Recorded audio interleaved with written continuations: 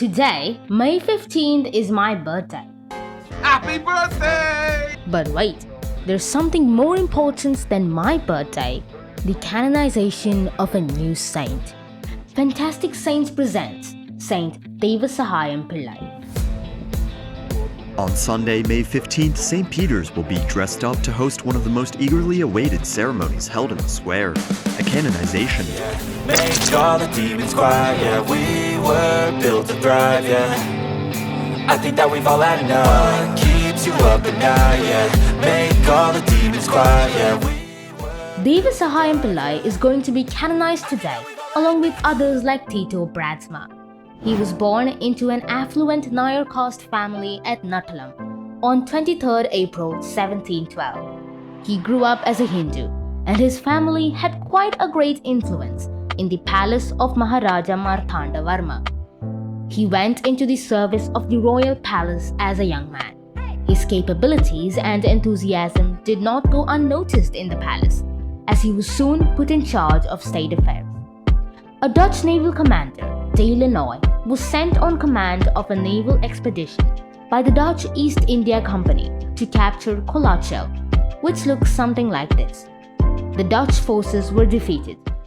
The commander and his assistant, Donadi, surrendered and were later imprisoned. They were later pardoned by the king on the condition that they serve in the Travancore army. In the course of time, de Lannoy earned the trust of the king and went on to become the commander of the Travancore armed forces, winning many battles. It was during their influential roles under the king of Travancore that Devasahayam Pillai and de Lannoy became well acquainted. De Lannoy's Christian faith interested Devasahayam. Thus, he enlightened Devasahayam on the faith, leading to Devasahayam's conversion in 1745. He assumed the name Devasahayam, which is the Christian name Lazarus in the local language. Some of his family members were also baptized after his baptism. His conversion, however, was not supported by the Travancore state. He was arrested and tortured for 3 years. His body was painted with red and black spots and was intentionally marched through populated areas. Devasahayam was beaten every day with 80 stripes, pepper rubbed in his wounds and nostrils, exposed to the sun, and given only stagnant water to drink. While halting at Puliyur Kurichi, it is believed that God quenched his thirst by letting water gush through a small hole on a rock on the very place that he knelt to pray. The original order of the king was to deport him from Travancore into the Pandya country. He was let off in the forested hills near Aralvai Murray. There, he is believed to have begun deep meditations, and the people from the adjacent villages began visiting the holy man. Christian sources state that at this time, high caste Hindus plotted to do away with Devasahayam. Some people believe that the soldiers went up the forested hills and tried to shoot Devasahayam, but were unable to fire. After which, he took the gun in his hands, blessed it, and gave it back to the soldiers to shoot him to death if they wished to. The soldiers took the gun back and fired at him 5 times. His body was then carelessly thrown out near the foothills at Kattadi Malai on 14th January 1758.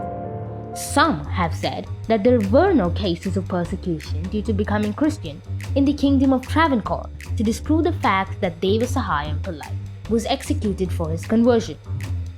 But Catholic sources at the time state otherwise. For example, here's an excerpt from Paulinus a Sancta Bartholomaeo. The king of Travancore threatens with imprisonment and death every nobleman who shall quit his court to become a Christian, and who shall afterwards fall into his hands. And indeed, Neelam Pulla, an officer of a noble family, was shot at Arampalli because he refused to renounce the religion of Jesus Christ. In the year 1787, I saw 4 Nairis or noble Shudris thrown into prison at Thiruvandapuram because they would not apostatize from the Catholic Church. He is to be canonized today on May 15th. Devasahayam's feast is celebrated on 14th January. He is the patron of India and persecuted Christians. He is a great and profound exemplar of how strong one's faith must be in God, the giver of all life and the sustainer of all creation. Hey, before you leave, follow us on Quora and Facebook for more updates. I linked down the links, yes, down below in the description. Suggest any new saints whose stories you would like to listen in the comment section. And also, have you watched the story of the patron saint of TVs and laundry? Check out Saint Clair. Do not whatsoever forget to subscribe so that you're notified every time we upload a new video, and share so that more people get to know about the saint. Thank you and God bless.